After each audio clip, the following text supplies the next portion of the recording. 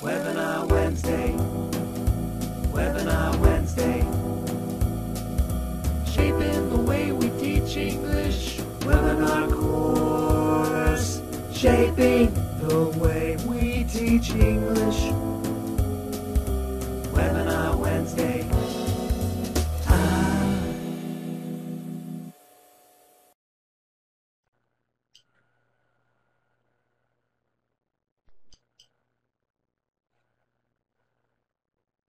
Hello everyone, welcome to today's session of Shaping the Way We Teach English webinar course 12, brought to you by the American English team. Welcome back to all of our teachers who have joined us in a webinar before, and welcome to all of the new teachers that are joining us for the first time. Here you can see the course 12 schedule. We have 3 sessions left after today. As you can see, we have a remaining 3 topics left. Next up, active learning in large classes with presenter Vicki Holdridge. During these webinars, you will hear but not see the presenter. The way for you to participate is by using the chat box. This is where you can ask questions or make comments related to today's topic. Of course, not every question will be answered during the session, as there are often hundreds of teachers participating. However, there is another place to ask questions that I'll show you in just a few minutes. Your presenter, Katie, may also ask you questions in the form of polls. These multiple choice questions will appear on the screen for you to answer. Some people may experience technical problems, and unfortunately we can't fix individual technical issues, but we will let you know if we're having a global issue. If you do lose sound, a great way to follow along is with the caption pod that you can see here below the presentation. Webinar courses consist of 6 webinars, and during the course, the webinars take place every other Wednesday, as you all know. Participants who attend at least 4 out of 6 webinars will receive an e-certificate from the Regional English Language Officer or the local U.S. Embassy in their area. To ensure you are eligible for your e-certificate, we will ask you to submit your attendance at the very end of the webinar, not now, not during the webinar, but at the very end. Please don't submit it before we request it, or it won't be counted. For individuals, meaning that you're participating at your own computer alone, we'll just need your email address. For viewing hosts, meaning a group of teachers watching the webinar together in the same room, we'll need the viewing host's email address and the total number of participants, as you can see in the example here.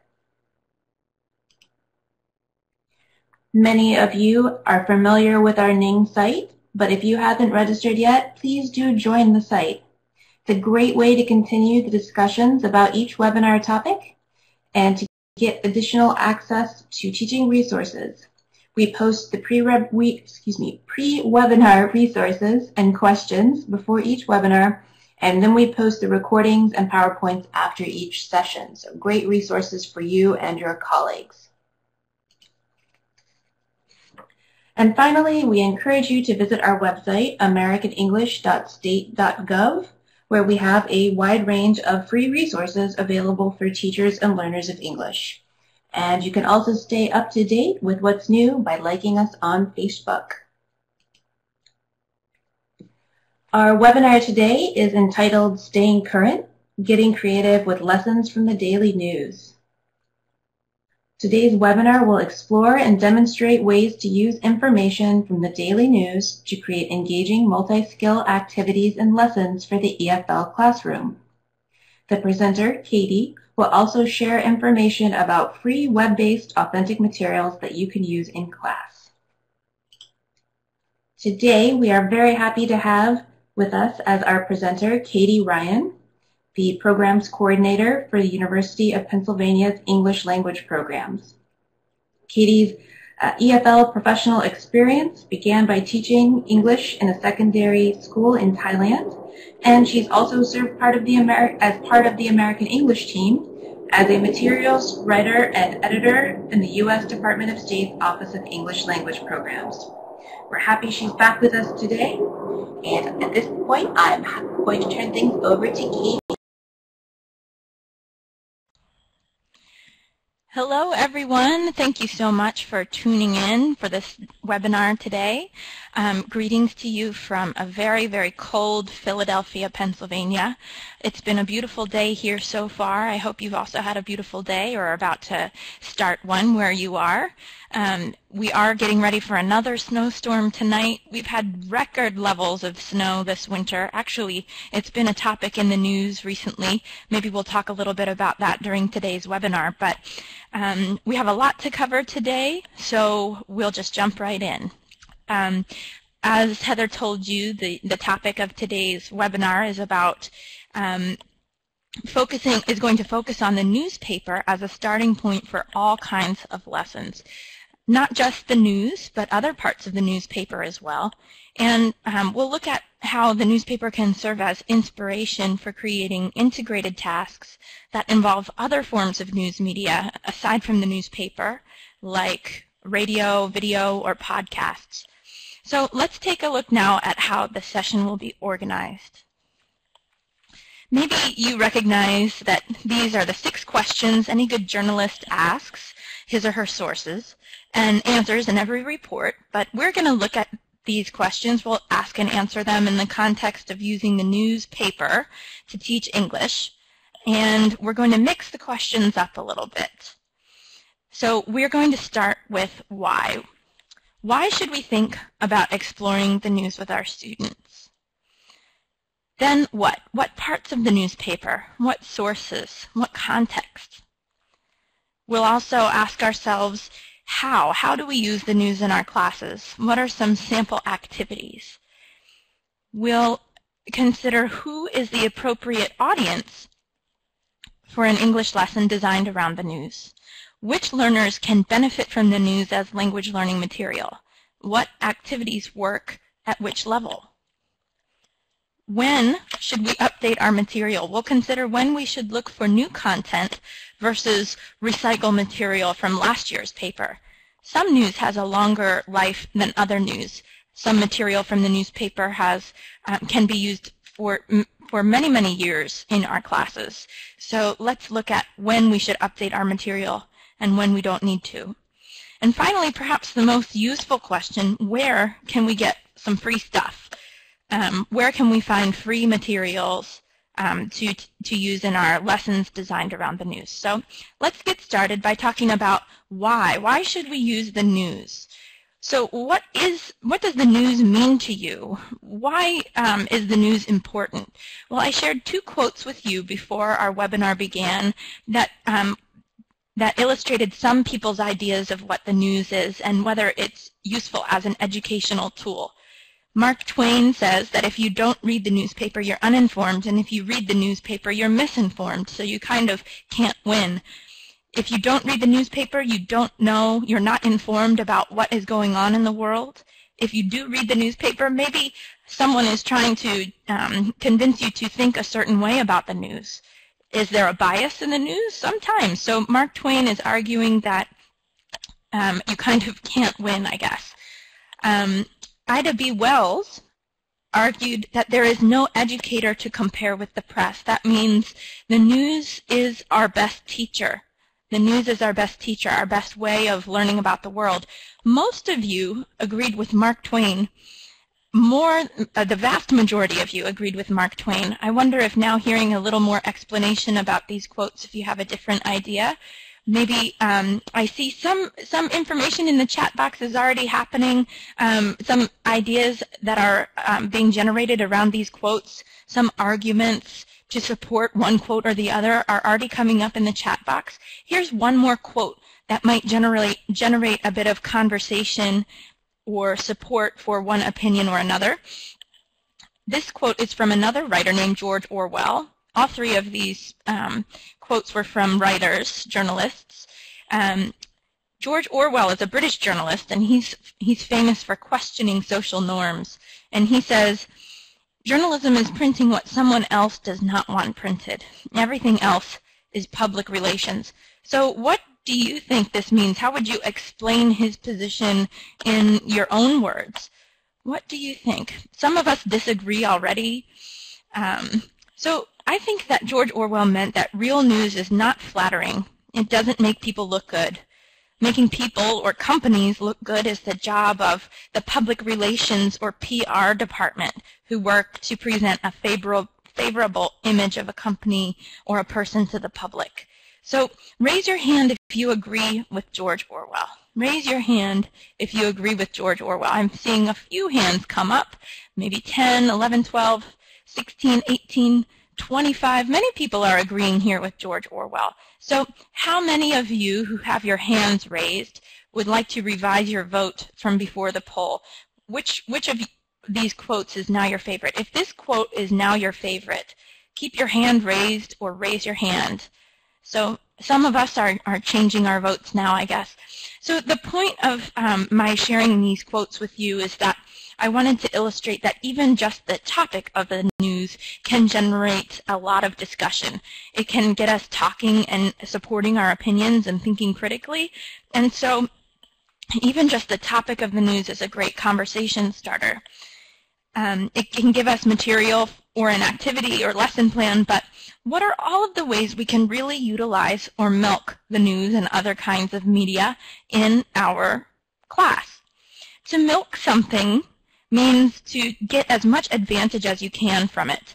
So what are all the advantages of using the news in language teaching? Here are a few ideas. So the first is maybe one of the ideas that comes to mind pretty readily is that we can start lively conversations that are really enriching. Maybe they help us to exercise our intellect. Maybe they teach us something about culture. So our conversations are enriching, and often students have a lot to say about topics that are addressed in the news because they're contemporary and they're meaningful to students. The news is also authentic material. It's real. It doesn't get much more real than what is printed in the news. I guess if you agreed with Mark Twain, maybe you would disagree that the news is really authentic. I suppose an authentic message, right? It is discussing real life topics, and it is real material that is printed and consumed by English language speakers. So anyway, it's authentic, meaningful input, and it explores a wide range of topics. So whether your students are studying English for just general improvement, or there are plenty of topics that they could read about, but if they're studying for a specific purpose like business or science or health or law, they can learn a lot from reading those sections of the newspaper. So I think that the news covers a wide variety of topics. A third benefit to using the news is that there is a lot of opportunity for integration of skills and synthesis of information as well. So you can use multiple reports on the same subject or sources that explore the same topic and ask students to find similarities and differences in the way the reports are presented. And you can also have students look at different forms of media, so the newspaper and the radio, and get practice integrating their skills before they respond.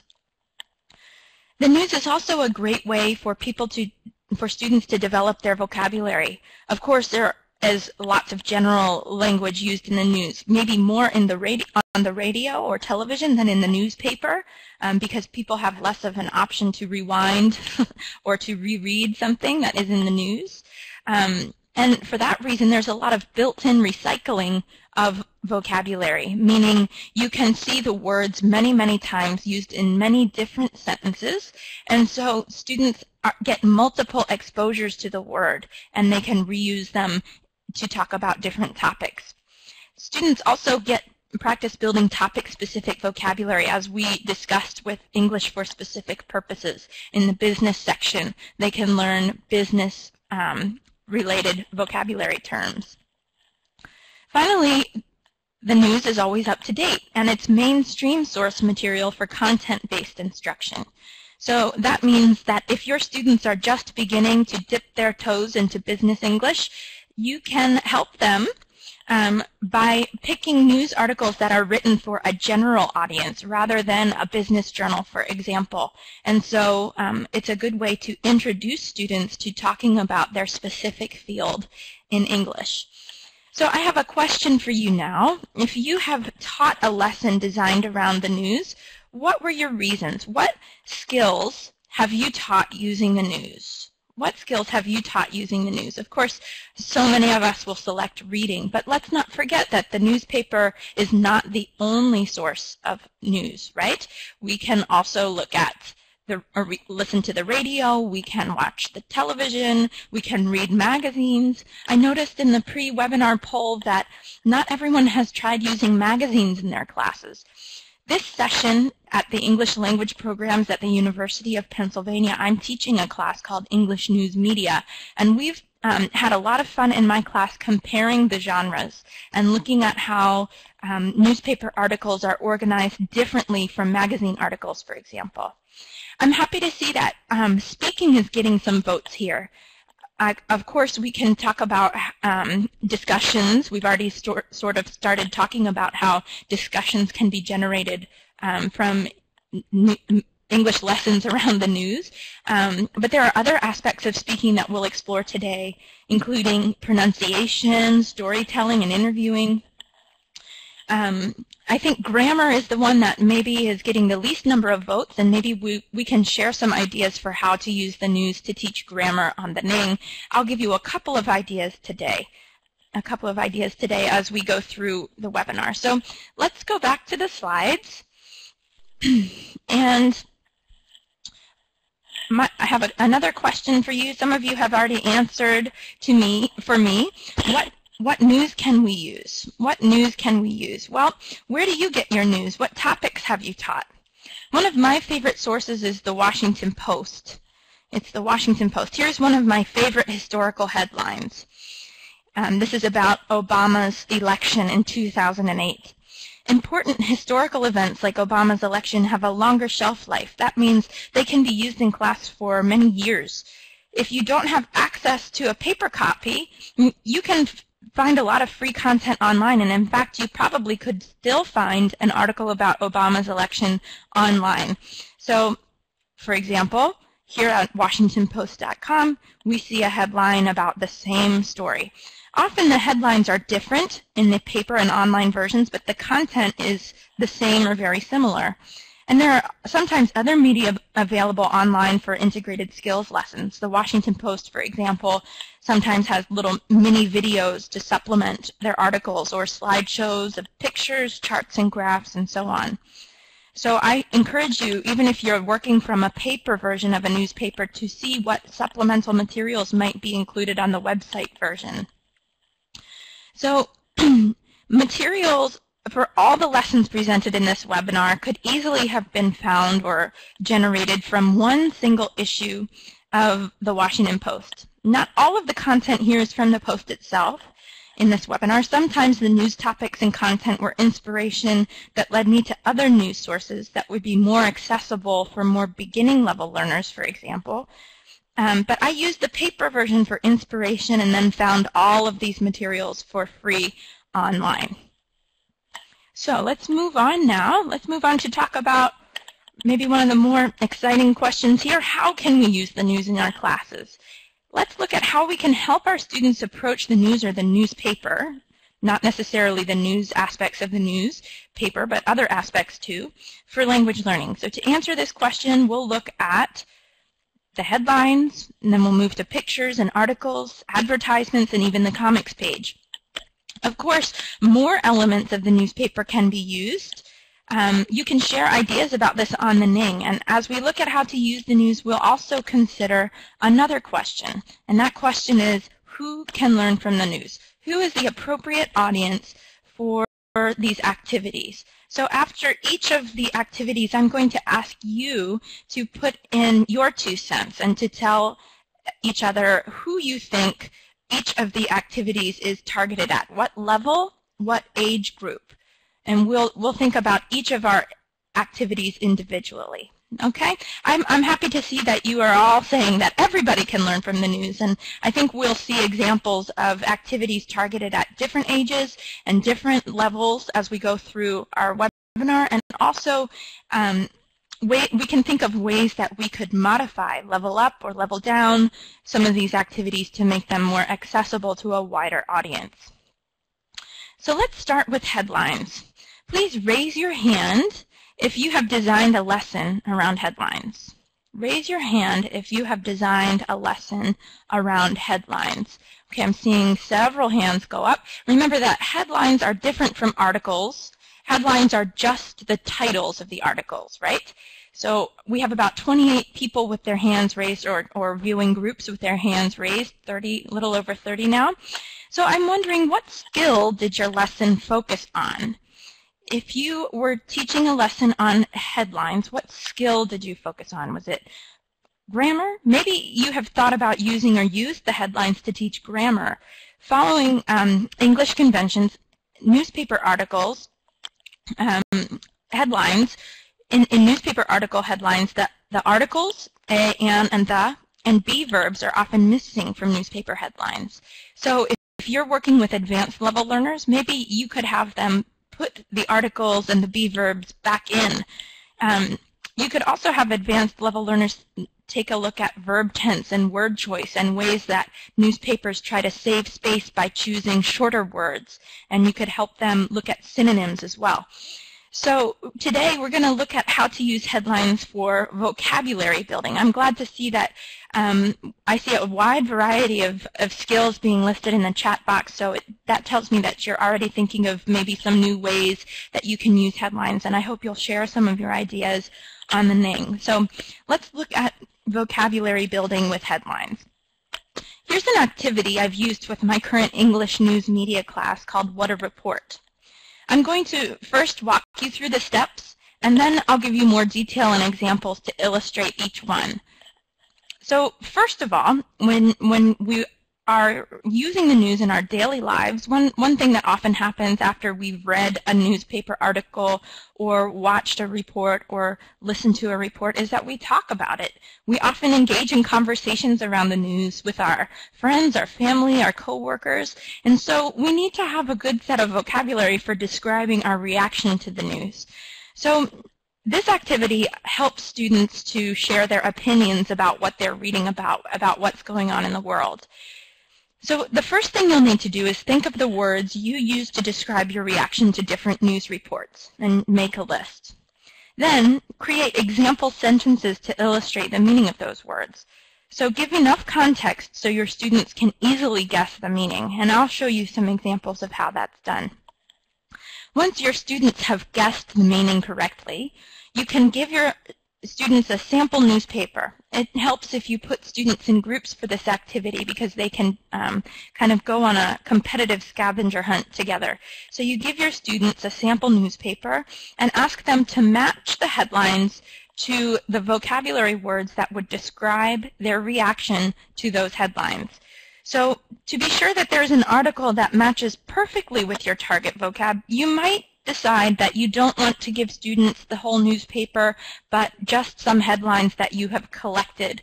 And you could put those headlines on a handout, or you could even make a memory card board game out of those headlines and these vocabulary words. But let's take a look now at some examples of words we might use to describe a report, a newspaper report in English. So I have chosen thought-provoking, tragic, and heartwarming, and I wonder what other words could go in the boxes. What other words would we use to describe our reaction to the news? What other words come to your mind when you think about the news that you've read or listened to recently?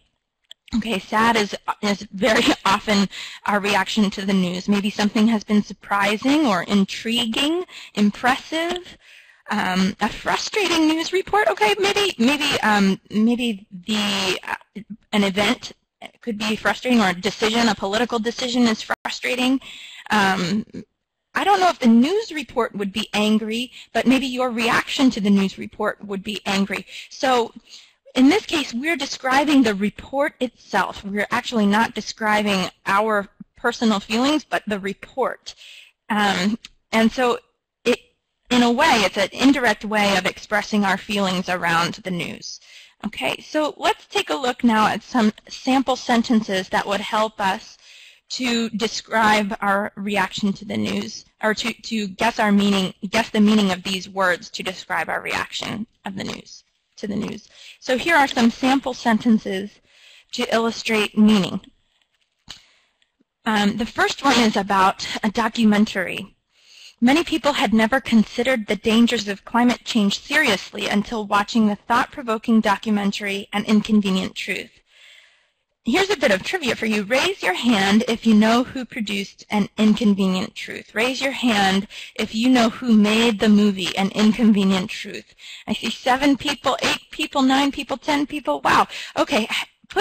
Oh, I see, Sandra, you found it, you shared with us. It's Al Gore. Thank you so much. 1 bonus point to you for sharing with us, and Grace and Felicia. Thank you so much. Al Gore is the person who produced this movie, An Inconvenient Truth, the former Vice President of the United States. So this sentence illustrates that we can use the word thought-provoking not only to describe a newspaper report, but also a film, a documentary. And the sentence illustrates the meaning of the word thought-provoking because it shows that the documentary caused people to consider something that they hadn't considered before. The second sentence, residents of New Orleans suffered tragic loss after Hurricane Katrina, which destroyed hundreds of thousands of homes. This sentence includes an example to illustrate the meaning of the word. So a tragic loss means the loss of your home. So tragic, if we had to describe it, would probably be very, very sad, right? So students can guess the meaning of the word tragic from the context in the sentence. And they can also see that tragic can be used to describe a newspaper report, but also a loss that you might suffer. The third sentence here, First Lady Michelle Obama gave a heartwarming speech about the joys of family and motherhood. Hopefully we have enough knowledge of the world to understand that heartwarming and joy and family kind of all go together, that when we think of our family, we feel some joy and our heart feels warm. So these sentences are a great way to illustrate the meaning and show different words, different nouns that can be paired with these adjectives. So once your students have figured out what the adjectives mean, once they have deciphered the meaning, then you can give them the headlines. So here are 3 headlines that could be described by our target vocabulary. First, a world news story. This one is about a volcano that recently erupted in Indonesia, and I was so saddened to hear about this news. And of course, our thoughts are with the people of Indonesia as they recover from this event. It's very sad. Yes, I already see many of you are already putting the target vocabulary word in the chat box. Second, a story about how people on the East Coast here in the U.S. are dealing with all of the snow we've gotten this winter, which I mentioned at the beginning of the webinar. You can see here there's a button in the middle of this video. It says play video. So here's an example of some extra material available on the Washington Post website that you can use to integrate the skills. So this article might generate a different response than the first article. I see you are already putting in some new target vocabulary that we could talk about with our students. Last, some environmental news about fracking. Maybe the word fracking is new to you. Let's see, raise your hand if you've heard the word fracking before. Can you find the definition here on the screen? I only see 2 people, 3 people. Oh, okay, we're getting a few more here. We have about 7 or 8 people with their hands raised. We just passed the 10 hand mark. So fracking must be a new concept for many of us, and probably would be for our students as well. But this is an opportunity to help your students learn a little bit about how the newspaper is organized. So The lead, or the main idea of an article, is often located in the first or second sentence of an article, and it might be all we need to read to get the main idea, or just that little bit of further explanation that we need to understand the headline. So we see that fracking, in the lead here, we see that fracking is a controversial natural gas drilling method. If you read the paragraph there, and it says, the future cleanliness of the Washington region's drinking water has unexpectedly become a central concern in the national debate over the controversial natural gas drilling method known as fracking. So there's a clue there that there's a definition. Known as is the clue that there's a definition. So, and I see some folks are writing the word controversial in the chat box. Thank you. Thank you, Rocio. I hope I just pronounced your name correctly. So, yes, and Natalie. So, controversial could also be a target vocabulary word for this lesson. So, this helps students to understand the headline, the vocabulary in the headline. And one reason that this process of fracking is controversial is that it could threaten or cause harm to our drinking water. So with these sample headlines, maybe you've come to the conclusion that if it's possible to include photos and leads with the headlines, in our activity, students also get practice with an important reading strategy, the previewing strategy, which will aid their comprehension, i.e. using the pictures, captions, subheadings, and the newspaper lead to get the main idea. Isn't this how we often interact with the newspaper in real life? Just reading the headlines, reacting and deciding if we want to read the full story to find out more. Isn't that how you read when you pick up the newspaper? Do you read each article from start to finish, or do you read the headlines and decide what's more important or more interesting to you? So after you lead your students through this activity, it will lead very nicely into a reading activity where you allow students to vote on the most intriguing headline. To explore in a reading activity.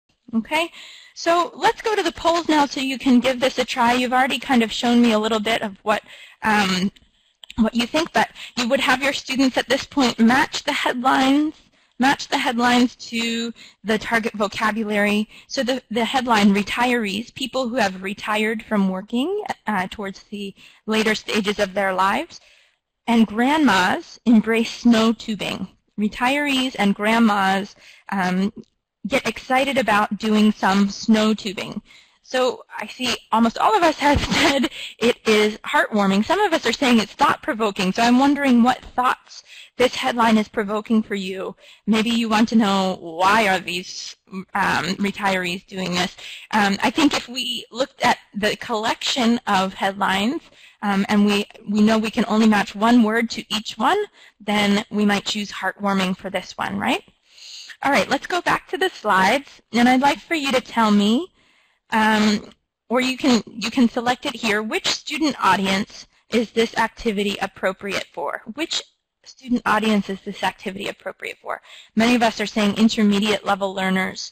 Even though there was that really difficult word fracking in that sentence, we still think it's appropriate for intermediate level learners, maybe because the word was defined in the lead of the article, or maybe there was enough context in the headlines for us to understand. Okay, and we also see, I see many of you are saying it's more appropriate for older learners than young learners. I think that we could modify this activity if we had a kids newspaper, a version of the Washington Post that's designed for kids. Actually, that's available online too. It's called the Washington Post Kids Post. And so if you found more headlines that were geared towards kids, then you might be able to adapt this down for younger students. Okay, let's go back to the slides. Okay, and we're going to move on now to take a look at photos. So raise your hand if you have designed a lesson around photos from the news. Raise your hand if you have designed a lesson around photos from the news. I see about 30 people with their hands raised, 40 people now with their hands raised. If so, if you have your hand raised now, what did your lesson focus on? What language skill did your lesson focus on? Okay, I see writing, speaking, writing and speaking. Okay, yeah. I think we often think about using photos as writing and speaking prompts, but what do we want our students to do in their writing or speaking? Can we drill down a little bit further and say, what, okay, I see Pablo says describing, and what other skills in writing or speaking do we want our students to focus on? So do we want them to comment on an issue or narrate a story, maybe compare and contrast, just general speaking, sharing their feelings, making predictions? Good. Okay. So here I would like for us to look at an activity that encourages students to use the pictures as they might when reading a newspaper. So if I'm reading the newspaper, I'm looking at the pictures to tell the story or to help me gather some facts about the story. So let's get to it. Here's one picture that has been circulated widely around the U.S. over the past couple of weeks. What do you think is happening? What story would you tell using this picture? So we see a woman in her coat sleeping on the floor of a grocery store in front of a bunch of apple juice. She's got some groceries on the floor next to her. Okay, so what could be happening? What story would you tell using this picture? Let's make some predictions. Why is the woman sleeping on the floor of the grocery store? She pulled an all-nighter. That's an idiom. That means she stayed up all night studying for her final exams and she couldn't stay awake any longer. She's protesting a tax on apple juice. She was afraid to drive home in the snow, so she spent the night there. Okay, most of us are saying that this is a form of protest. Some of us have other reasons in mind. So let's go back to the pictures, and maybe we can get some more detail if I show you a few more pictures. So here's another one. Here's another one. In picture number 2, we see many more people sleeping on the floor. Where are they? What is happening? What is happening? What's the story here? Why are more people on the floor? This one looks like maybe it's a drugstore. We see a pharmacy. We see some Kleenex, some candles, some wrapping paper, and we see many people on the floor of this store. How about this one? What's going on here? Okay, so now we see some kids. So some of the predictions coming through in the chat box might not be so accurate anymore. We see some kids on the floor, and I see a word on the floor there. What word do you see on the floor? I see, okay, some predictions that it's bad weather. So do you see the word school? Thank you. Mariana sees the word school on the floor. And this looks like maybe a teacher who's taking care of the students. I see lots of backpacks on the floor as well. So in picture 3, we see some students snoozing on the floor. All right. Picture 4, maybe this one helps us complete the story. This one helps us complete the story. We see a traffic jam. Why is there so much traffic? Why is there so much traffic? Bad weather. Exactly. There's a storm. So where are we? Can you name the city or the general area where this might be happening? Do you see there's a name of a city on the sign there? I see the city Birmingham and Augusta. Anybody know? Oh, great, Natalie. Good. Alabama. Birmingham is in Alabama. Augusta is in Georgia. Augusta is in Georgia. So this is in the south of the United States. So in Atlanta, Georgia, a few weeks ago, there was a lot of snow for this area. They got about 3 inches of snow. So how does 3 inches of snow affect life in your area? What would happen in similar weather conditions in your country? That's a great writing or speaking prompt for students to respond to after taking a look at these pictures. Here in Philadelphia, we're preparing for about 12 inches of snow tonight, at least. So, and we probably will still have school tomorrow. So this is a pretty different situation, isn't it? But actually, it's a pretty sad story about what happened in Atlanta. There were terrible traffic jams, lots of accidents, and children had to sleep on the floor of their school at night. So it's interesting to consider how these weather situations are causing different kinds of trouble around the country. All right, let's take a look now at a way you can structure an activity around these pictures to make it really interactive, here. So this activity is called Gathering the Facts, and I will, on the next slides, show you some diagrams to illustrate how your students would move around the class, but let's look at all of the steps here first. So the first step is to post the photos in different corners of the class. I showed you 4 photos, so we're going to put them in different corners of the class, and the class would be divided into groups of 4, 1 student in each group for each photo. The students race around to the photos to gather information about what they see in the picture, and then they return to their group to report what they saw. So they're being like reporters, and you can ask them to keep in their mind who, what, when, where, why, and how as they are looking at the pictures. And then they work together as a group to determine what happened based on everyone's pictures. So everyone's information. Here is how the class might be divided. If you have 4 pictures and a class of 24 students, you could divide the class into 6 groups of 4. If you have 6 pictures, you could divide the class into 6 groups of 6. Or if you have 2 copies of each picture, you could even do 12 groups of 6. So this activity can work well with larger classes as long as you have a few copies of each of the pictures and large enough and you have a large enough space where students can move around. You could also just put students in groups and give them a copy of the picture that you would like them to look at. So you would need fewer copies of each of the pictures because you're dividing them up among the students. So first you divide your class into groups, and each group should have an A student, a B student, a C student, and a D student. And then you send students with the same letter to an assigned picture to gather the facts. So in each group, all of the A students will go to the A picture, the picture in the upper left corner. The B students go to another picture, and so on. And they study the picture, and then they return to their group to report on what they see. Altogether, the group members make a prediction about what happened in the story, and then they report their predictions to the class. Afterwards, they could read or listen to a related report on the event to verify their predictions and gather even more facts. There's another way you could do this activity, and maybe this will work better for those of you who have really large classes. I see that some of you have 140 students, but if you can divide them into just 2 groups and partner them, then this might work better. And that is where you have students just A and B, and this is a fluency line style where students are in 2 rows facing each other, and here only the B students can see the pictures, which are displayed in front of them. In this case, you need to have a big picture, so maybe you can display it on a projection screen, or if you don't have access to that resource, then you can make copies that the B students can hold in their hand.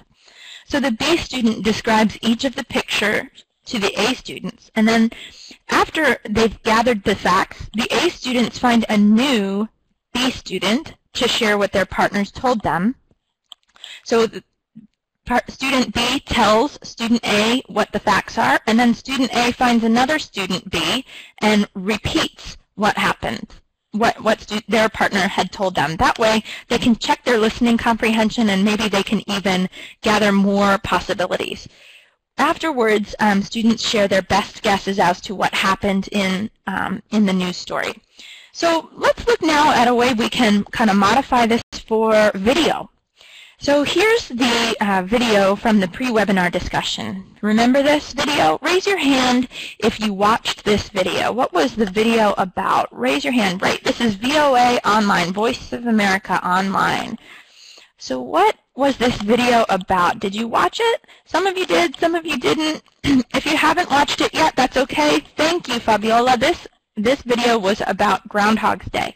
The link will still be up on the Ning, so you can watch it later if you want to. That's right, Pablo. They've got some nice hats on there, don't they?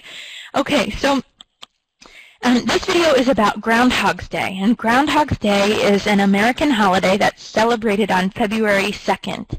So this holiday has been going on for many, many years, but it was kind of unknown even in the United States until a famous movie called Groundhog's Day came out. Maybe you've seen that with Bill Murray. That's right, Pablo. So after that movie came out, this holiday became very popular, and it's not really a serious holiday. It's a little bit silly. People don't take it too seriously, but they do get excited to go to celebrate at this event. This event takes place in Punxsutawney. Punxsutawney, I'm going to write it in the chat box here. Punxsutawney, make sure I spell it right, is the name of a town in Pennsylvania. Oh, and you can also take a look at the captions. Thanks, captioners. Maybe your spelling is more correct than mine. Punxsutawney is a town where people gather at Gobbler's Knob. That's the name of this place where everyone is gathered here. And they watch as the groundhog comes out of his burrow. His burrow is the place where he is hibernating or sleeping for the winter. And according to American folklore, if it's cloudy when the groundhog comes out from hiding, then spring will come early. If it's sunny when the groundhog comes out, then he will supposedly see his shadow and go back to sleep in his burrow and will be stuck with another 6 weeks of winter. Maybe you see the word Phil up in the top of that video. The groundhog's name is Phil, Punxsutawney Phil. So what happened this year? Did Punxsutawney Phil see his shadow? Do you remember? Were you watching the news? If the groundhog sees his shadow, it means he goes back into his hole and there are 6 more weeks of winter. So what do you think? Will there be 6 more weeks of winter, Jess? You've got it. It's true. The groundhog predicted that there will be 6 more weeks of winter this year, and I think I believe him because we're getting ready for another snowstorm tonight. So some of you commented on the Ning when I was asking you about how you might use this video in class that the article and the video raised too many questions for you and it didn't answer them. So you wanted to know, why a groundhog? Why is the shadow so important? I think depending on the time and resources you have available, I would encourage you not to shy away or decide not to use this article because it's raising questions for you or because it might raise questions for your students. Actually, I think that this is a really teachable moment. This is an opportunity for you to help your students develop strategies for finding answers to questions that arise when reading the news. If you're reading the news and you come across something that you don't understand or that you know you need more background information about, what do you do? What do you do? If it's something that would be easy enough to do a quick Google search, thank you, Felicia, then why not encourage your students to do some internet search and practice synthesizing information and develop good skills as a writer to help them compensate if there's something that they don't understand. Of course, if there's too much background information that would be very difficult for your students to understand, then maybe you could skip the article. But if you think it's something your students could understand with just a little bit of outside information and a quick search on the internet, then it's not a bad idea. If you haven't already watched the Voice of America video or article posted on the, or read the article posted on the Ning, check it out. This video is a great material that students could use to practice narrating what they see. And I actually used this very video in my class a few weeks ago. My students got a lot of great practice creating with language to describe what they saw. They were calling the groundhog a fat mouse because they didn't know the word for groundhog. And then afterwards, we learned the word for groundhog. Maybe it's not a very high-frequency word, but the practice that they got with compensating for a lack of vocabulary was very valuable.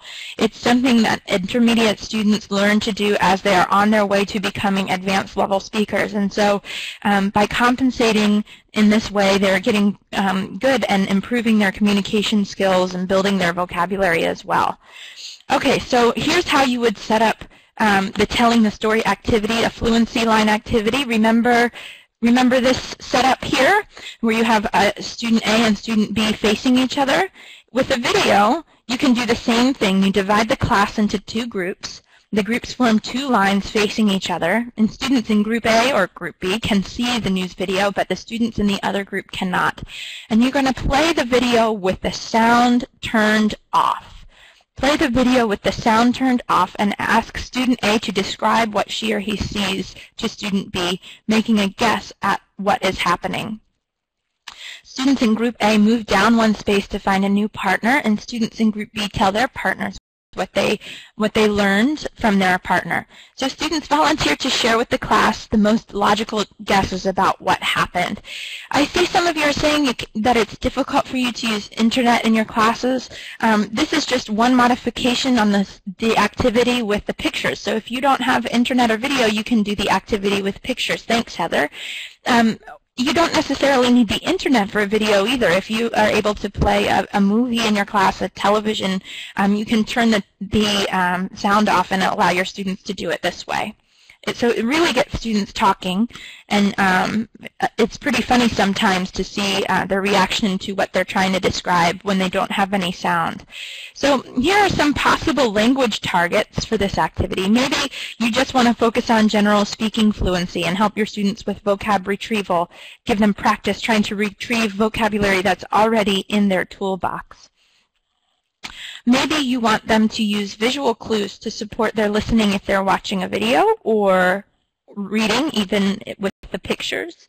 Maybe you want to give them some descriptive language practice, or you'd like them to work on verb tenses. If I were narrating to someone what I was watching on television, maybe I called my friend up and I said, "Oh my gosh, you won't believe what I'm watching on TV right now. All of these people are celebrating Groundhog's Day, and these men are wearing fancy hats, and it's so strange." So I'm using the progressive tense. So you can remind your students to use the progressive tense as they're narrating the story, or prepositions to describe where things are located in the picture. So I see great ideas about other language targets that you can use or that you can focus on with these activities. So let's move on now to full articles. Let's go on to one of the more obvious parts of the newspaper we can use in our classes. What language skills can be developed with the help of newspaper articles? What language skills can be developed? Okay, of course, reading, right? Reading is pretty obvious. How about speaking? Not just conversational skills, but what about pronunciation? How about pronunciation? How about interviewing? So we'll look at both, but first let's get some ideas for reading practice. Okay, maybe the text is a little too small for you to read here, but I just wanted to show you this is the Voice of America article that was posted on the Ning, and I'm going to show you the text a little bit bigger in just a second, but if you haven't had a chance to read this yet, don't worry. I'm going to give you just a minute for some silent reading. By the way, it's not a bad idea to include a little quiet time for reading in class now and then, because it helps our learners develop a habit of reading for enjoyment, especially when they're given a choice about what to read. Today, sorry guys, no choice. No, we're going to read about Groundhog's Day today, but another day, maybe we'll have some choice in what we're reading, and you can always build some choice in for your students too. So I'll give you 1 minute to skim the article to get a sense of the main idea. When I have my students do this, I tell them, I'm going to set a timer, I'm giving you 1 minute, skim it. Don't just read the first paragraph, okay? So 1 minute of skimming.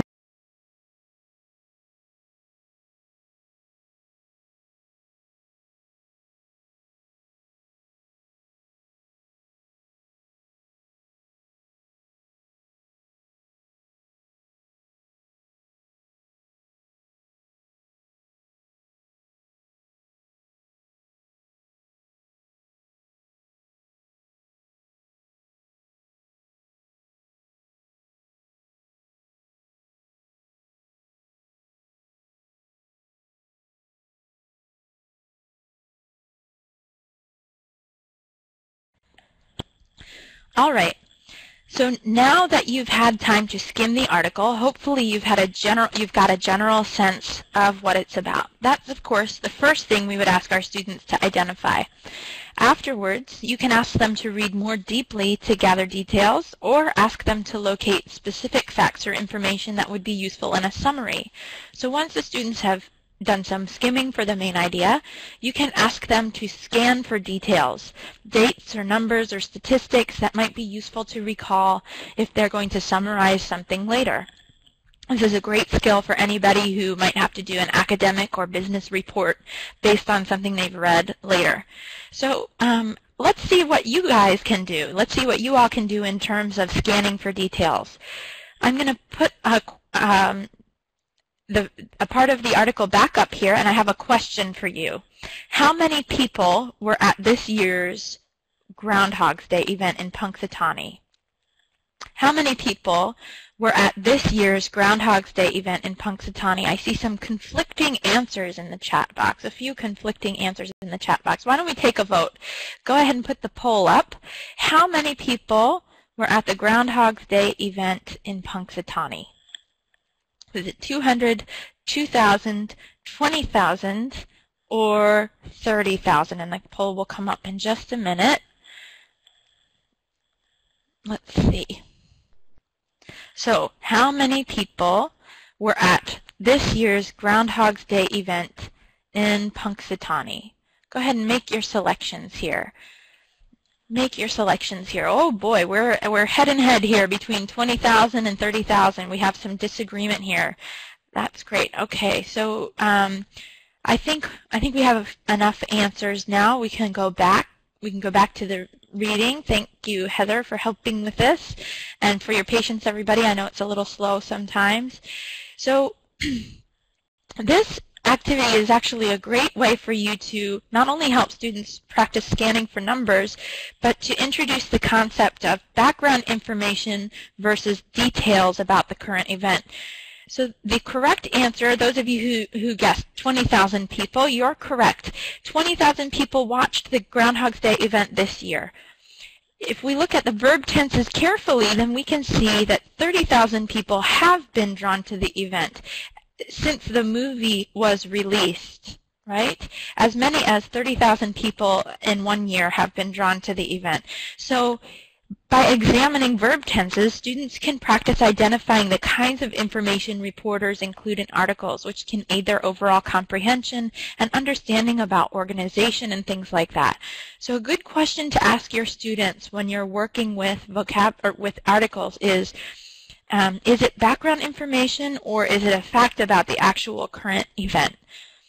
Okay, so some other reading skills we can practice. We've already looked a little bit at differentiating between background info and current events, but also using photos or videos to support understanding, as we noticed, and also dealing with unknown vocabulary. This is probably one of the more challenging things for our students. So many of our students will stop as soon as they see a word they don't understand and open their dictionary.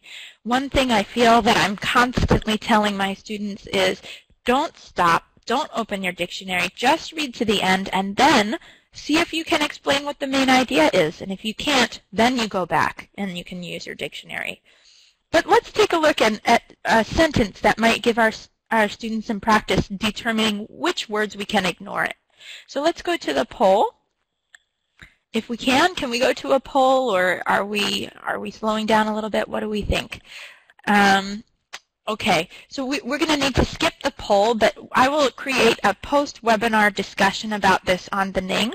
It seems that we're having a little bit, there are so many people participating today that we might not be able to do the poll just now. But I will put the poll up on the Ning and we can talk about it later. And I'll move back to part of the video here, or the slide here, where we have the sentence that I wanted to talk about. Let's see. All right, let's look at the very first sentence of the article. It has been a brutally cold, snowy winter in much of the United States, and now a groundhog, a famed rotund rodent with an even more famous shadow, is predicting it's going to last another 6 weeks, much to the chagrin of those hoping for an early spring. So looking at the words brutally, rotund, chagrin, what else, rodent, these words would probably be really new for our students. So which ones do you think we can ignore? Well, if we read through context, we might be able to determine what some of these words mean. We might be able to skip some of them. So let's see what our students might be able to do before we have them open the dictionary. So I'm going to ask you all to talk a little bit about these words on the Ning after our session ends today. Okay? Okay, so getting back to our reading skills we can practice, or rather, let's move on to another speaking skill that we can practice. Let's get to talking. Here's a great way for students to practice their journalist skills, an interview role play called Who Said What. So in this activity, students extend their reading to imagine how it would be received, how the event or the issue would be received or experienced by people who are involved in it. So in this activity, you put students in groups to do a role play, and one student is the journalist and is going to conduct interviews, and other students play the part of people who are involved in the story in some way. So what roles could the students play? If they're going to be interviewed by the journalist, what roles could they play? If we're talking about Groundhog's Day, what roles could they play? Can you think of any ideas? Who is involved in the Groundhog's Day event? Okay, the rodent himself. Yeah, the groundhog. The people who live in the town, the people who came to watch the event, the committee. Yeah. Great. The mayor. Good. You all have some great ideas. Here are some ideas that I came up with myself. One person could be the Punxsutawney resident. Remember that Punxsutawney is the name of the town where the ceremony takes place. And this person has been going to the Groundhog's Day event in Punxsutawney since he or she was a little kid, and believes very much that the groundhog is always accurate about what is happening. So the journalist does not see this person's information, but the resident is going to respond to the journalist's questions with this idea in mind. A second role could be a tourist, someone who came to the event because they learned about it in Voice of America and felt curious. Maybe they don't believe so much in the groundhog's predictions, but they think it's pretty amusing. So in this way, the student has some ideas about how they might respond, and the journalist is practicing asking the who, what, when, where, why, how questions. So a follow-up to this activity would be that the journalists, only the journalists, write a report of their own about the event, including quotes from their classmates. If you do this several times a semester, you can limit your grading load by collecting reports from just a portion, say a third or a fourth of your students at a time. So if you pick 4 activities, or 4 reports, and you divide the class up, then you can collect written responses, articles from the journalists, only the journalists who have been assigned to each article. And that way you're spreading out your grading a little bit, right? Okay, so what student audience do you think this activity is appropriate for? We already saw a poll earlier. Beginners, intermediate level students, advanced students, young learners, secondary school learners, university students. Who do you think would be able to do this? Okay, intermediate, good. Let's think also about different news content. So the Groundhog's Day activity tells a story about a cultural event. Maybe it does require some background knowledge, but let's think about what if it's a report about a political issue or a social or cultural issue. Maybe it's about the dangers of smoking. Who would that be appropriate for? What if it's about a celebrity news? Who would that be appropriate for? It depends a little bit on the content, and it depends on how abstract the topic is too. But I think that this activity can be modified for different levels as well. All right, let's take a look at articles, another use of articles to talk about for speaking practice. I promised we would talk about using articles for pronunciation practice, and here's an activity designed for that purpose. This activity was inspired by work that I did, or a class that I took rather, with my professor, Dr. Robin Barr, in my graduate school program at American University a long time ago now. I'm getting pretty old. And Karen Taylor also was involved in this activity too. So let's see what they were able to suggest that we do with our students. Here's another newspaper article. This one is from India's Business Standard, and it's about the Access Micro Scholarship Program. Raise your hand if you've heard of the Access Micro Scholarship Program. Do you know that the program turned 10 this year? I see 11, 12, 13 people have raised their hand. A few of us have raised their hands. So this program turned 10 years old this year, just like Facebook. Facebook also turned 10 years old this year. Maybe the Access birthday is more exciting. I don't know.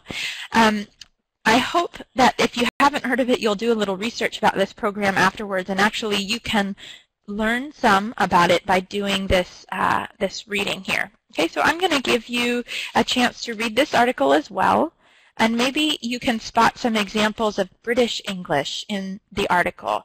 So I'll give you 1 second. I'll give you 1 second to read, a few seconds, maybe 30 seconds to read the article and get a sense for the main idea. And it's going to be quiet for a minute so that you can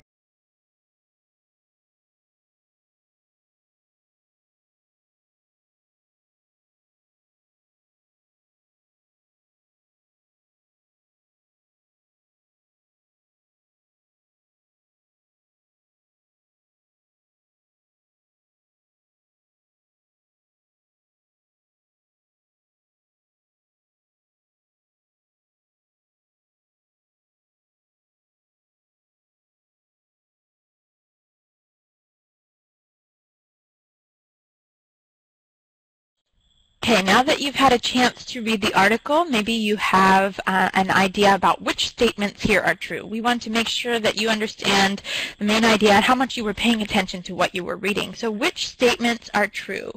We have 5 sentences here. 1 student was awarded a scholarship. Is that true? The Access Scholarship recipients were selected by their teachers. The Access program is offered only in India. Bhutal and Shantilata have finished college. Or the U.S. State Department funded the program. Which one or more?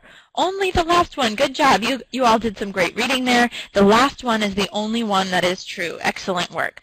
Okay, so now that you have checked your students' comprehension, the next step is to use these sentences to practice pronunciation of ED endings. To do this activity in your class, you will need many more statements, at least 10. But I'm just going to explain with 5 sentences to save us some time here, okay? First, have your students identify the verbs in the statements and practice pronouncing them correctly. Awarded, selected, offered, finished, and funded. Then have your students draw a chart like this on their paper, or you can give it to them on a handout. You could print a word box at the top of the page like this, or you could give your students cards with the verbs on them and allow them to move them around on the chart. This is good for kinesthetic learners, students who like to learn by doing. And have your students put the verbs in the column that indicates how the ED ending is pronounced. So let's take a look. We have the 3 options are that the ED ending can be pronounced like a t, like a d, or like an id, like a schwa and a d. So let's look at the first one, awarded. Awarded, does it add a syllable? Yes, it goes in the last column because the ED adds a syllable to the word. Selected also goes in the last column. Where does finished go? Finished goes in the first column. And then offered goes in the second column. Funded goes in the final column. Okay, so now that we have the all of the verbs in the correct columns, ask your students if they can figure out a guideline to remember how the ED ending should be pronounced. This activity is easier, of course, when you have a larger selection of verbs. You could have students brainstorm their own verbs and add them into the chart too, if you don't have too many sentences based around your article.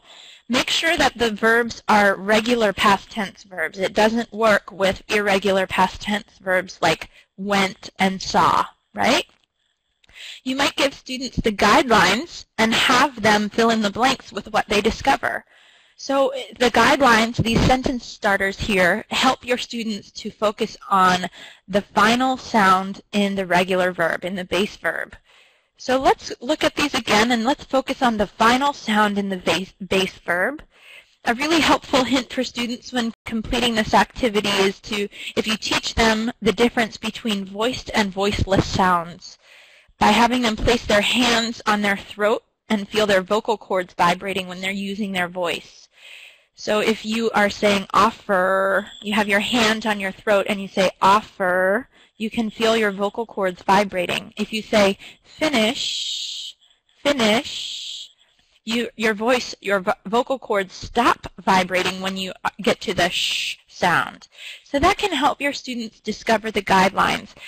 Your students may need some hints like this, or they might not. I've used this activity with my very clever students, have been really impressed with their detective work, and many of them have been able to discover the rules without too much help from me. So what are the rules? What are the rules? When the regular verb ends in a T or a D sound, we add an extra syllable in the past tense. When the regular verb ends with a voiced sound, the ED should sound like a D. And when the regular verb ends with a voiceless sound, the ED should sound like a T. Okay. What student audience? I see some of us are already putting some ideas that this is good for beginners, good for beginners. What student audience is this activity appropriate for? It's really just pronunciation, right? We're looking at students who are ready to talk about the past tense, and students who can understand the concept of voiced and voiceless. So it might be difficult for very young learners, but it could be used by beginners. I see Brenda is citing the CEFR levels, A2 and B1. Good. So maybe high beginner to mid-intermediate, low intermediate level learners could use this, but you can do this with advanced level learners too if they need help with their pronunciation of ED endings. Okay. All right, let's move on. Let's move away from articles now and look at another way we can lead our students in speaking practice with the help of a newspaper. Here's an activity designed around advertisements.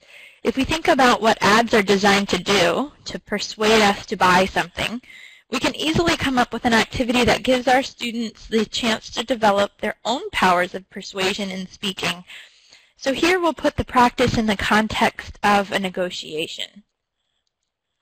Here is an ad I found in the Washington Post for a travel agency selling different vacation packages.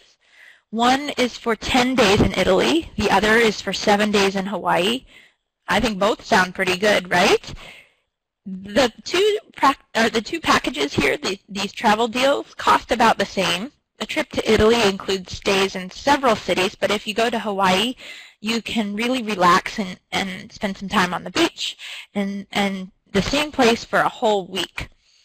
So this ad inspires another role-play activity, especially great for students who are studying English for hospitality or tourism. I like the idea of making this into a writing prompt too, and having our students send a postcard from this trip. So, but we want our students to sell the dream vacation. So in this case, you're going to divide your students into groups of 3. One student is a travel agent, and the other 2 students are customers planning a vacation. The 2 students have a budget of $2,500, $2,500 per person, but if they have any money left over, they're going to put it in their savings account. Only the travel agent gets to see these descriptions of the tours. Only the travel agent can see the details about the tours, and the customers get some secret information about their preferences. For example, one might like to have more money for savings, while another would like to see more sites, or maybe one feels very strongly that they need to go to Europe. They don't want to go to Hawaii. So this is an information gap activity, exactly, Felicia, where students work on persuasion and expressing their opinions. Maybe they really want to emphasize what is important to them, or maybe they want to soften their advice with modals. So if if your student is playing the role of the travel agent, maybe they would like to say, you might want to consider staying in Italy because you can see 3 different cities on your trip. Or you could enjoy a whole week on the beach. You would probably be very relaxed. So in this case, students are practicing modals. In contrast, the travelers might be practicing being more direct.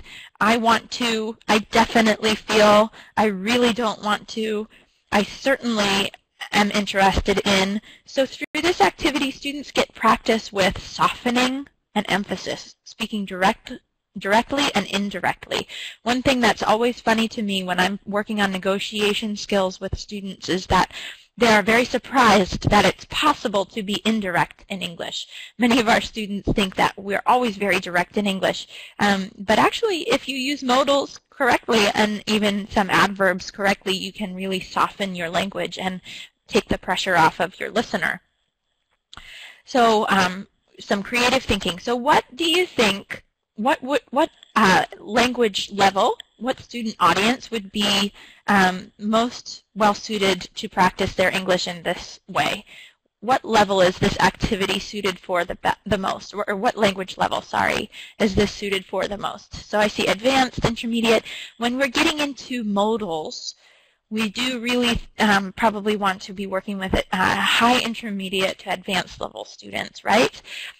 Using adverbs correctly, putting them in the right place in the sentence can also be pretty tricky. So high intermediate to advanced level learners makes sense. Okay, good. Nice work. Let's take a look now. Let's quickly wrap up with an idea from the comics page for grammar practice. Many comics pages include little games and puzzles. And here's one that I found in the Washington Post, and this is also great for another kind of infogap activity. I saw this in the paper version of the Post, and then I found it online by doing a search for Slylock Fox. So even if you don't have access to the Washington Post, you can find a collection of pictures like this by Googling or doing an internet search for Slylock Fox. So why don't you raise your hand if you see some differences between these two pictures? Can you find a difference between these two pictures? Type it in the chat box if you see a difference between these two pictures. Okay, the duck. Yes, the duck. There's something different about the duck. There's a mushroom missing under the tree. Exactly. Okay, one duck is smiling. One has his mouth open. We see 1 versus 2 mushrooms. Anything else? Anything else that you notice? What do you see? How about the whiskers? The whiskers on the cat, are they the same? Yep, they are. How about the tail on the cat? The cat tail is missing. Good. Okay. So what kind of language are we practicing with this activity? What kind of language? I see lots of animal words coming up. I see, we see food, mushrooms or plants. What else is coming up? Parts of the body. How about space? We said under the tree. The owl is in the tree. The bird is flying through the air. The duck is on the right, right? So by having the students, put the students in pairs and give each student a different picture and having them describe it to each other, they really have to communicate in order to find the differences between these two pictures. So which student audience would this activity be appropriate for? What student audience would you use this activity with? Beginners, exactly. This is pretty basic vocabulary, so this activity lends itself well to a lesson with beginners. If you have a different picture that has maybe a lot less frequently used vocabulary terms illustrated in it, then you might be able to use it with higher level learners. This also is kind of a picture that would be fun for kids to look at. Maybe I wouldn't use this with more adult learners, but I mean, to be honest, adults do like to kind of do some activities that are meant for kids sometimes. It makes them feel like they're kids again, right? So I think that there's a little bit of opportunity for adapting this activity to different levels. Okay, here's a bonus question for you before we go. How can we encourage learners to be active consumers of the news and newspaper outside of class? What can we do to encourage students to read and listen to the news on their own or to watch the news on their own in English? What strategies would you use? Okay, give them homework. Thank you. So what kind of homework? What would you do to give them homework? What kind of homework would you give them? Okay, ask them about the current events. Exactly, Cesar. So here's one way that I ask my students this session about the news. I tell them I would like you to watch the news on a regular basis or read the news on a regular basis. Find the stories that are reported the most across multiple sources. Don't just check the Washington Post, but listen to NPR, check the New York Times, and see what stories are repeated and reported in different sources. And then I want you to write your own headlines for the news events you learned about this week. Maybe you could even say you have to provide 3 out of 5, and that way students can read according to their interests, which we talked about also being important, right? So here is another way that you can encourage your students to develop enjoyment around reading or listening to the news. You can give them a journal to complete. Maybe you just grade this one for completion. When the student picks certain articles or news reports and listens to them or reads them on their own, they get to choose what they're going to, what news they're going to look at. And then they have to summarize the main idea, tell you what new vocab they learned, and what the most useful strategy was. So maybe the most useful strategy was listening or using the visual clues, or listening for stressed words, or taking advantage of repetition. What questions do they still have after the headline or after the report is finished? Maybe they haven't been able to understand everything, but that's okay. They still were able to learn something, I'm sure. And hopefully, if you have students do this over time, their answers to the 2 questions in the top right corner of the journal will decrease. The number of times they listened, and the percent of the story they understood might increase. Of course, it depends on the content, right? But this is an activity that's part of the target listening class in the Business Intensive program here at the English Language Programs. It was designed by my coworker, Amy Nichols, to get students to really work on taking advantage of the news on their own outside of class. Okay. Here's another question to finish up. How do we decide what news content is best for our learners? We need to do a little bit of needs analysis to make sure that our students can understand the news and can benefit from a lesson based around a certain story. So what questions do you ask yourself when you try and decide if an article is appropriate for the students? Okay, interests and preferences, their age, exactly what do they need? What are their goals? So here are some of the ideas that I came up with. What are my students' current abilities? If they're at the beginning or even low intermediate level, they might not be able to understand more than a narrative report or a story about everyday kind of activities and issues. But if they're at the more advanced level, maybe they have a goal, or you have a goal for them, that they're able to discuss more abstract topics and to discuss issues around the news a little bit more. Do they have the necessary background knowledge to understand the topic, or is it something that they could simply understand more easily with a quick internet search? If not, maybe you don't want to research that topic. Maybe you have some other questions that you ask yourself, and I'd like for you to share them on the Ning after our session ends. So another question I said we'd talk about is, when should we update our material? As we mentioned, some news stories are pretty timeless. That headline about Obama's election, about a major historical event or a profile of a public figure, could be used for a long time.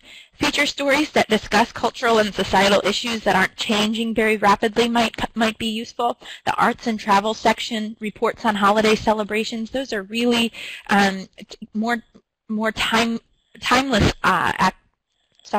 materials that you can use with your students. Are there other ideas that you have? Education, for sure. It depends on the goal. Okay, so history, yeah, definitely. Movies, if the movies are around forever, then the news might not get old either, right? Okay, so where can we find free resources, especially around these timeless topics? What resources do you use? I saw that some of you have already put in the chat box the website Breaking News English. That's one of my favorite websites, and we'll come back to that in just a second. Breaking News English is a site where you can see quick maybe 2-paragraph summaries of news that's going on a daily basis. It's updated, and it's you can read, you can listen, you can practice grammar, spelling, you can change the level at which the activities are geared. You can also select from a variety of warm-up activities and other activities to supplement the article. Another resource is the New York Times blog. And the New York Times Learning Network blog, it even says right here on the website that because the New York Times has been available for so long, since 1851, they have tons of material available for lesson plans around annual celebrations like this one, like Women's History Month, which we're enjoying right now. So remember, holidays have a longer shelf life when it comes to using the news to teach English. One last thing I wanted to share with you and make sure that you are aware of is that the American English team has designed a very helpful mobile app that is available for free download. And you can find more information about it at americanenglish.state.gov. And you can also see some suggested activities for using this mobile app with your students. And more than just Voice of America, there's a dictionary, there are audiobooks and ebooks, but Voice of America podcasts are available here for you to use. So that will conclude our webinar for today, but I hope that we can continue our discussion on the Ning. Hopefully you have some new resources to explore and ideas to try out in your classes, and I hope that you will add your ideas on the Ning afterwards on the discussion board. I look forward to talking with you more on the Ning about what we've explored today, and I thank you very much for sharing your ideas and for being here today, and I hope I'll see you again. Thanks a lot, everybody.